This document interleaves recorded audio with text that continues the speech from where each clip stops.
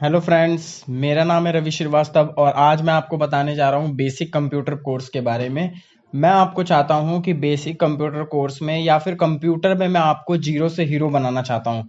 जैसे मैं कंप्यूटर की नॉलेज आपको पूरी देना चाहता हूँ कि कंप्यूटर कैसे चलाते हैं। अगर आप पहली बार कंप्यूटर चला रहे हैं तो मैं आपको बेसिक से कंप्यूटर सिखाऊंगा। पहले मैं आपको बेसिक कंप्यूटर कोर्स की थ्योरी पढ़ाऊंगा और उसके बाद मैं आपको प्रैक्टिकली सारी चीज़ें समझाऊंगा। देखिए, बेसिक कोर्स में जो है उसमें सबसे पहले तो आपको थ्योरी पढ़नी होगी और उसके बाद आपको कंप्यूटर में सबसे पहले आपको थ्योरी पढ़ने के बाद आपको notepad, word pad, Microsoft word और फिर पावर पॉइंट और एक्सेल भी आपको सिखाया जाएगा इसमें। तो इसमें मैं आपको सारी चीज़ें सिखाऊंगा वन बाय वन। तो चलिए देखते हैं हम इसमें कंप्यूटर की थ्योरी। पहले तो इसमें आपने सबसे पहले देखा होगा कंप्यूटर वर्ड लिखा है ये। तो कंप्यूटर वर्ड का मतलब क्या होता है, मतलब कंप्यूटर वर्ड होता क्या है असल में। तो आप लोगों ने कंप्यूटर का इस तरीके का इमेज देखा होगा अपने पास, प्रैक्टिकली इस तरीके की इमेज देखी होगी कि एक कंप्यूटर होता है और साथ साथ उसके सामने क्या होता है, एक सीपीयू होता है। तो आपने ये चीज़ें तो अपने माइंड में देख रखी हैं पहले, ठीक है। उसके बाद अगर हम देखते हैं कंप्यूटर की डेफिनेशन और कंप्यूटर की फुल फॉर्म, तो मैं आपको बेसिक से सिखाने वाला हूं, इसलिए मैं आपको लाइन बाय लाइन दिखाऊंगा। सबसे पहले कंप्यूटर में सी की जो फुल फॉर्म होती है कंप्यूटर, ओ से ऑपरेटेड, एम से मशीन, पी से पर्टिकुलरली और यू से used for trade and education research. तो ये देखिए, इसका मतलब क्या है कि कंप्यूटर जो है हमारी लाइफ में आजकल ऐसी एक मशीन है, कंप्यूटर एक ऐसी मशीन है जो यूज होती है किसमें, ट्रेड में। ट्रेड का मतलब होता है कॉमर्स में। आजकल आप अब कॉमर्स फील्ड में जाइए, मतलब इंडस्ट्री में जाइए, तो आप देखेंगे कि कंप्यूटर का बहुत ज़्यादा यूज़ है। मतलब बिल निकालने में ये सब आप नेचुरली सुनते हैं कि किस तरीके से हम बिल निकालते हैं और कैसे, ये सब कंप्यूटर से संभव है। तो ट्रेड का मतलब होता है कि कॉमर्स साइड, मतलब इंडस्ट्री में भी बहुत ज़्यादा यूज़ हो रहा है इसका। एजुकेशन में भी यूज़ हो रहा है। एजुकेशन से मेरा मतलब है कि ये स्कूल वगैरह में भी आपने देखे होंगे कि कंप्यूटर रखे रहते हैं। इनका स्कूल में भी बहुत ज़्यादा यूज़ है। और तो और रिसर्च में भी, मतलब हमारे साइंटिस्ट वगैरह भी इससे ही रिसर्च करते हैं जिससे उनको ईजिली काफ़ी चीज़ें फाइंड हो जाती हैं। तो इसके बाद हम देखेंगे कंप्यूटर की डेफिनेशन देखेंगे। इसमें सबसे पहला है what is computer. What is computer, computer होता क्या है असल में। तो कंप्यूटर की डेफिनेशन देखेंगे। सबसे पहला है computer is an electronic device which converts data into information. मतलब ये कन्वर्ट कर देता है डेटा को इंफॉर्मेशन में। मतलब हम पे बहुत ज़्यादा डेटा जो होता है वो हम अपने डेटा को पहले क्या करते थे, अपने रजिस्टर वगैरह में संभाल के रखते थे। बड़े बड़े रजिस्टर हम बना लिया करते थे। लेकिन अब हमें रजिस्टर रखने की ज़रूरत नहीं है। हम ज़्यादा से ज़्यादा मतलब बहुत ज़्यादा डेटा भी हम क्या कर सकते हैं, उसे स्टोर कर सकते हैं। और डेटा को हम कई मतलब डिफ़िकल्ट डेटा को हम बहुत ही सिंपली फॉर्म में, इंफॉर्मेशन के फॉर्म में हम बता सकते हैं। तो कंप्यूटर आने से इतनी बड़ी हमें हेल्प हो गई। तो कंप्यूटर की डेफिनेशन यही है, computer is an electronic device, ये इलेक्ट्रिक से चलता है और कन्वर्ट करता है डेटा को इंफॉर्मेशन में। तो उसके बाद देखते हैं हम व्हाट इज़ डेटा। तो डेटा क्या होता है अब। तो डेटा का मतलब होता है कि रॉ और फैक्ट्स, संख्या और तथ्य। संख्या क्या का मतलब होता है कि जैसे आपकी क्लास में एवरेज है 50, जो स्टूडेंट्स हैं, मान लीजिए आपकी क्लास में 100 स्टूडेंट्स है, उसमें 50 मार्क्स आए हैं कुछ स्टूडेंट्स के। तो वो क्या हो गया, डेटा हो गया। कि आपने, अगर मैं आपसे पूछूंगा कि आप बताइए कि 50 मार्क्स कितने बच्चों के आए हैं, तो वो बताएंगे कि 50 मार्क्स इतने बच्चों के आए हैं। मतलब कि आप समझे नहीं। जैसे मान लीजिए आपकी क्लास में इतने बच्चे हैं, तो आपसे अगर मैं पूछूं, अगर आपके पास डेटा है उन 99 बच्चों का, अगर डेटा है आपके पास कि 99 में से अगर मैं आपसे पूछूं कि हाँ 50, बताइए आपकी क्लास में 50 के अराउंड कितने बच्चों के नंबर आए हैं, तो आप झट से आप क्या बोलेंगे कि हाँ भाई सर 30 बच्चों के 50 नंबर आए हैं। तो ये जो आपके पास 30 नंबर है, ये क्या है, डेट इज द डेटा। ये आपके पास क्या है, डेटा है। तो रॉ और फैक्ट्स, जो भी हमारे पास डेटा है, जो भी हमारे पास तथ्य और संख्या होती हैं, वो क्या होती हैं, डेटा होती हैं। वो क्या होती हैं, डेटा होती है। तो इस तरीके से हम क्या कर सकते हैं, बता सकते हैं। तो डेटा हमारे लिए बहुत ही, देखिए कितना इम्पॉर्टेंट है। और उसके बाद आते हैं हम इंफॉर्मेशन में। इंफॉर्मेशन का मतलब क्या होता है, ये देखेंगे what is information. Information data which convey the meaning is called information. Information का मतलब होता है जो भी हमारे पास डेटा है वो ट्रू है तो वो क्या हो गया, एक इंफॉर्मेशन हो गया। मतलब आप समझे, मतलब जो भी हमारे पास डेटा है वो एक ट्रू डेटा होगा, मतलब उसमें कोई भी फॉल्स नहीं होगा। जैसे मैं आपसे पूछता हूँ कि आपकी क्लास में 50 टेस्ट में 50 नंबर्स कितने बच्चों के आए, तो आपने बताया 30 बच्चों के 50 मार्क्स आए, तो that is a information. Information मतलब ये that is true true data. तो जो ट्रू डेटा होगा वही क्या होगा, हमारा इंफॉर्मेशन, वही हमारा क्या होगा, इंफॉर्मेशन होगा। तो ये है हमारा इंफॉर्मेशन। इंफॉर्मेशन के बाद हम आते हैं जनरेशन ऑफ कंप्यूटर पे।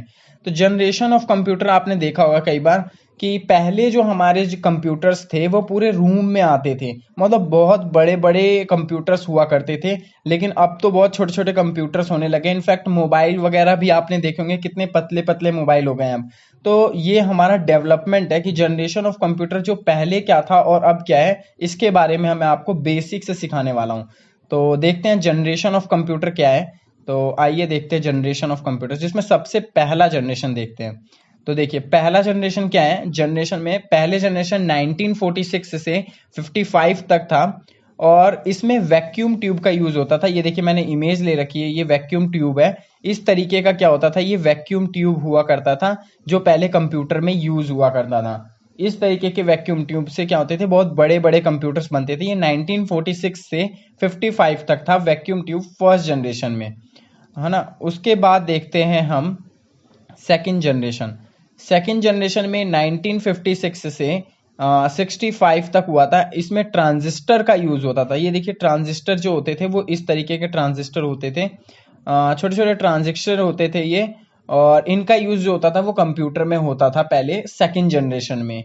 फिर धीरे धीरे डेवलपमेंट आने लग गई, डेवलपमेंट होने लग गई। तो थर्ड जनरेशन में हमने क्या किया, इंटीग्रेटेड सर्किट, जिसका नाम आप सुनते होंगे आईसी, जिसे हम शॉर्ट में बोलते हैं आईसी, इंटीग्रेटेड सर्किट। 1966 से 75 में हम थर्ड जनरेशन में हमने क्या किया, इंटीग्रेटेड सर्किट का हम यूज करने लग गए। ये है उसकी इमेज, देखिए इंटीग्रेटेड सर्किट की, आपने कई बार देखा भी होगा अपने आसपास। तो ये है एक इंटीग्रेटेड सर्किट, ठीक है। तो ये थर्ड जनरेशन में हमारा यूज होता था। जैसे जैसे डेवलपमेंट हमारा होता गया, अब हम माइक्रो प्रोसेसर का यूज करते हैं। इनफैक्ट अब तो हम एडवांस माइक्रो प्रोसेसर का यूज करते हैं, जो बहुत छोटे छोटे होते हैं, जिससे हमारे कंप्यूटर का साइज भी बहुत छोटा हो गया है। तो 1976 से 80 में हमने फोर्थ जनरेशन में हमने क्या किया, माइक्रो प्रोसेसर का यूज हुआ है। और ये प्रोसेसर जो होते हैं वो इस तरीके से होते हैं, जो ये प्रोसेसर होते हैं हमारे सीपीयू के ना अंदर लगे होते हैं, ये बहुत छोटे होते हैं, है ना। तो इस तरीके के हमारे माइक्रो प्रोसेसर होते हैं। ये देखिए, ये मैंने इमेज ले रखी है, इस टाइप के ये माइक्रो प्रोसेसर होते हैं। इंटेल के भी होते हैं और कई कंपनी, ये जो होती हैं कंपनी होती है, इनके और भी नेम होते हैं। तो इसके बारे में मैं आपको आगे बताऊंगा। तो इस तरीके का क्या होता है, ये प्रोसेसर होता है, ठीक है। अब आगे चलते हैं और देखते हैं आगे जनरेशन ऑफ कंप्यूटर। देखिए मैंने यहाँ पे एक इमेज लिया है आपको समझाने के लिए कि आपको और भी अच्छी तरीके से समझ आए, जिससे आप कंप्यूटर में बिल्कुल मास्टर बन जाएं। तो ये जनरेशन ऑफ कंप्यूटर मैंने लिया है, ये देखिए जनरेशन ऑफ कंप्यूटर, जिसमें मैंने आपको बताया था फर्स्ट जनरेशन में ये देखिए वैक्यूम ट्यूब का यूज होता था, सेकेंड जनरेशन में ट्रांजिस्टर का यूज होता था, थर्ड जनरेशन में इंटीग्रेटेड सर्किट का यूज होता था, फोर्थ जनरेशन में हमने देखा है कि आईसी का यूज होता था, लार्ज स्केल इंटीग्रेशन, ठीक है। और फिफ्थ जनरेशन में हमने देखा है कि अल्ट्रा मतलब प्रोसेसर वगैरह का यूज होने लग गया था, ठीक है। तो ये है जनरेशन ऑफ कंप्यूटर, इस तरीके से हम देखेंगे इसमें। अब आगे चलते हैं, देखेंगे what is principle of computer. Principle of computer क्या है, मतलब प्रिंसिपल ऑफ कंप्यूटर का मतलब होता है कि कंप्यूटर का सिद्धांत क्या है। अगर मैं आपसे पूछूं कि आपका सिद्धांत क्या है, जो वही जो होगा वो कंप्यूटर का भी सिद्धांत होगा। मतलब जैसे कंप्यूटर, जैसे मैं आपसे अगर आपका नाम पूछता हूं, जैसे आपसे मैं आपका नाम पूछता हूं कि आपका नाम क्या है, तो आप क्या बोलते हैं कि आप पहले क्या करेंगे, मैंने अगर आपसे नाम पूछा तो आप क्या करेंगे, सबसे पहले अपना, मैंने जो पूछा है उसके बारे में क्या करेंगे, इनपुट करेंगे। मतलब पहले अपने अंदर सोचेंगे उस बात को, फिर आप प्रोसेस करेंगे कि हाँ आपका नाम क्या है, ये सोचेंगे आप। सोचने के बाद हमें आउटपुट क्या देंगे कि हाँ मेरा नाम रवि श्रीवास्तव है। वैसे ही कंप्यूटर भी क्या करता है कि कंप्यूटर के अंदर हम कोई भी इनपुट या फिर कोई भी वेब सर्च करते हैं, कंप्यूटर क्या करता है, उसे प्रोसेस करता है, और प्रोसेस करने के बाद देन हमें क्या करता है, वो आउटपुट देता है। तो वो क्या हो गया, हमारा एक कंप्यूटर होगा। मतलब कंप्यूटर क्या है, कोई भी चीज हम वेब सर्च करें तो वो इनपुट लेता है, फिर प्रोसेस करता है, और उसके बाद हमें क्या करता है, आउटपुट देता है। तो ये कंप्यूटर के प्रिंसिपल है। और कंप्यूटर में एक स्टोरेज भी होता है, ठीक है, जैसे आपके माइंड में होता है, कंप्यूटर के अलावा आपके माइंड में भी स्टोरेज होती है ना, तो वैसे ही कंप्यूटर में भी स्टोरेज होता है। तो उसके बाद हम देखेंगे parts of computer. Parts of computer का मतलब क्या होता है, आपने देखा होगा पार्ट्स ऑफ कंप्यूटर मतलब आपके हाथ पैर है, तो वैसे ही कंप्यूटर के भी क्या होते हैं, पार्ट्स होते हैं कुछ, जिसमें सबसे पहला है इनपुट डिवाइस। इनपुट डिवाइस का मतलब मैं आपको आगे बताऊंगा कि जो भी चीज़ें कंप्यूटर में लग सकती हैं वो इनपुट डिवाइस है। कुछ प्रोसेसिंग डिवाइस होती हैं, स्टोरेज डिवाइस भी होती है, आउटपुट डिवाइस है, और यूजर्स का मतलब होता है हम लोग, जो हम यूज करते हैं कंप्यूटर्स।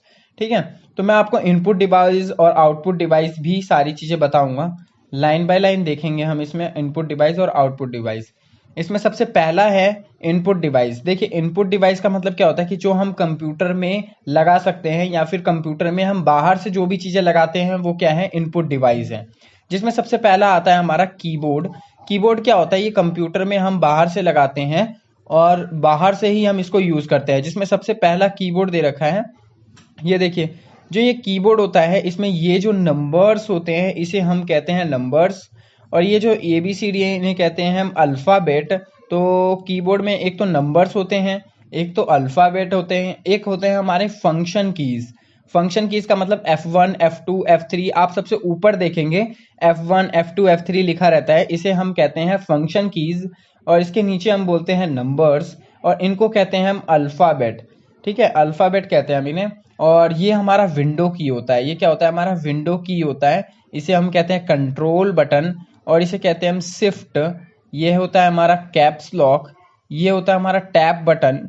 ठीक है, ये एंटर है, आप लोगों को पता ही है। और कोई भी गलती हो जाती है तो हम बैक स्पेस करते हैं, वो ये बटन है।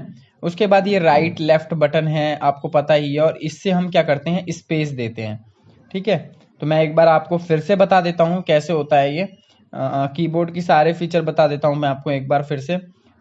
सबसे पहले क्या होता है, ये नंबर्स होते हैं, इसे कहते हैं हम अल्फाबेट्स। ये होता है हमारा विंडो की, और ये होता है हमारे फंक्शन कीज, जो सबसे ऊपर होते हैं हमारे फंक्शन कीज होते हैं F1 F2। ये होता है हमारा स्केप बटन, कंट्रोल बटन, और ये होते हैं हमारी shift, caps lock, tab button. ठीक है, और ये राइट लेफ्ट बटन होता है, और इससे हम स्पेस देते हैं। देन ये एंटर है, और ये बैक स्पेस है। ठीक है, इसके बारे में मैं आपको और भी आगे बताऊंगा, क्योंकि मैं ये आपको बेसिक से बता रहा हूँ, इतनी चीजें आपको पता है, लेकिन फिर भी इसलिए बता रहा हूँ क्योंकि मैं आपको कंप्यूटर्स में मास्टर बनाना चाहता हूँ, इसीलिए। तो आगे देखते हैं हम, कंप्यूटर में और भी चीजें हैं। तो आइए देखते हैं। इनपुट डिवाइस कीबोर्ड है सबसे पहला, और उसके बाद आता है सेकंड हमारा माउस। माउस जो होता है हमारा सेकंड इनपुट डिवाइस है। माउस में आपने माउस को पहले कभी देखा होगा, इस तरीके का माउस होता है, मैंने इसके पिक्चर्स लिए आपके लिए। तो ये हमारा लेफ्ट बटन होता है, ये हमारा राइट बटन होता है। ठीक है, और ये इसे कहते हैं हम स्क्रॉल बटन। स्क्रॉल बटन मतलब हम ऊपर या नीचे कोई भी हम देखना चाहते हैं, कोई भी वेब, तो हम इसको स्क्रॉल कर सकते हैं। ये लेफ्ट बटन है, और ये राइट बटन होता है। तो इस तरीके का हमारा माउस होता है। ठीक है, तो इसमें बताने के लिए कुछ नहीं है, बाकी ये माउस जो होता है हमारा सेकंड इनपुट डिवाइस है। उसके बाद आता है हमारा जॉयस्टिक। जॉयस्टिक का मतलब होता है गेमिंग के लिए ज़्यादा यूज होता है, ये कंप्यूटर में लगता है। तो ये ज़्यादातर हमारा गेम के लिए यूज होता है, और हम इसे ऊपर से लगा सकते हैं, कंप्यूटर में बाहर से लगा सकते हैं, इसीलिए हम इसको आउटपुट इनपुट डिवाइस कहते हैं। तो ये क्या है, हमारा जॉयस्टिक है। तो इस तरीके की इसकी इमेज है, देख सकते हैं आप, ये जॉयस्टिक गेम के लिए यूज होता है। तो इस तरीके की आप देख सकते हैं। सेकंड हम आते हैं अब स्कैनर। देखिए ये भी एक हमारा इनपुट डिवाइस है, जो कि हम कंप्यूटर में बाहर से लगा सकते हैं। स्कैनर आपने देखा होगा, कोई भी डॉक्यूमेंट स्कैन करना होगा अगर आपको, तो इस मशीन से क्या होता है कि डॉक्यूमेंट स्कैन हो जाते हैं। तो ये भी एक हमारा क्या है, इनपुट डिवाइस है। तो अब आते हैं आगे, बारकोड रीडर। देखिए ये भी एक इनपुट डिवाइस है, बारकोड रीडर। बारकोड रीडर से हम क्या कर सकते हैं, कोई भी इस चीज़ें स्कैन कर सकते हैं और बारकोड को रीड कर सकते हैं। आपने कई बार अपने स्टेशनरी के शॉप में भी कई बार आपने देखा होगा इसे स्कैन करते हुए। तो इस तरीके के क्या होते हैं, ये बारकोड रीडर होते हैं जो कि हम कंप्यूटर में हम बाहर से लगा सकते हैं। तो ये भी एक हमारा इनपुट डिवाइस है। देन हम देखेंगे MICR। MICR क्या होता है, देखिए MICR क्या होता है, इसे कहते हैं मैग्नेटिक इंक कैरेक्टर रिकॉग्नाइजेशन। इसका मतलब होता है हमारा ये बैंक में यूज होता है। MICR मशीन जो होती है ये हमारी बैंक में यूज होती है। तो बैंक में ये किस लिए यूज होती है, मैंने देखिए आपको ये इस तरीके की मशीन होती है, ये क्या होती है, इस तरीके की मशीन होती है। ये जो चेक वगैरह होते हैं ना, आपको ये चेक के जो नीचे नंबर्स होती हैं इनको स्कैन करने के लिए क्या होता है, MICR का यूज होता है। ये बैंकों में ज्यादातर यूज होती हैं। इसके लिए भी मैंने आपको इमेज ले रखी है आपके लिए कि किस तरीके से ये आपकी मशीन हो गई, ये आपकी मशीन हो गई। और ये जब मशीन के अंदर हम चेक डालते हैं तो ये इस नंबर को क्या करता है, स्कैन करता है। इसके लिए ही तो MICR इसके लिए काम आता है। तो इसके बाद हम देखेंगे MICR के बाद OCR मशीन। OCR मशीन क्या होता है, जिसे ऑप्टिकल कैरेक्टर रिकॉग्नाइजेशन कहते हैं हम इसको। ऑप्टिकल OCR मशीन जो होती है वो क्या होती है, कैरेक्टर को क्या करती है, ये स्कैन करती है। ये OCR मशीन जो होती है ये इनपुट डिवाइस है और ये भी क्या होती है, कंप्यूटर में बाहर से लगती है। तो ये इस तरीके की इसकी इमेज है, तो आप देख सकते हैं इसको, ठीक है। बाकी आगे चलते हैं हम इसमें OMR मशीन देखते हैं। OMR मशीन का मतलब होता है ऑप्टिकल मार्क रिकॉग्नाइजेशन। इसका मतलब क्या होता है, ऑप्टिकल मार्क रिकॉग्नाइजेशन का मतलब, जैसे आपने कभी एग्जाम दिया होगा, एग्जाम में आपने ये चीज देखा होगा कि जैसे पहले आपने एग्जाम दिया था तो पेंसिल से आप सर्कल करके आते थे, उस टाइप की OCR जो शीट होती थी उस पर आप पेंसिल से सर्कल करके आते थे। तो वो जो पेपर्स चेक होते हैं वो किससे चेक होते हैं, OMR मशीन से। तो ये जो मशीन है वो OMR मशीन है जो कि आपके एग्जाम पेपर को चेक करती है, जिसे आप सर्कल करके आते थे पेंसिल या पेन से। तो इस तरीके की मशीन जो होती है वो इनपुट डिवाइस होती है और ये इनपुट डिवाइस बाहर से लगती हैं। तो ये भी एक हमारा क्या है, इनपुट डिवाइस है। उसके बाद हम CPU के बारे में पढ़ेंगे। CPU के बारे में हम अगली वीडियो में पढ़ेंगे। इस वीडियो में इतना ही, क्योंकि ये वीडियो ज़्यादा लंबी हो जाएगी तो आप लोगों को थोड़ी सी परेशानी हो जाएगी, इसलिए मैं बाकी की बातें जो है वो अगली वीडियो में बताऊंगा। देन हम उसके बाद हम प्रैक्टिकली आएंगे। तो आज के लिए इतना ही, मिलते हैं अगली वीडियो में। तब तक के लिए आप मेरी वीडियो को वॉच करें, सब्सक्राइब करें एंड शेयर करें।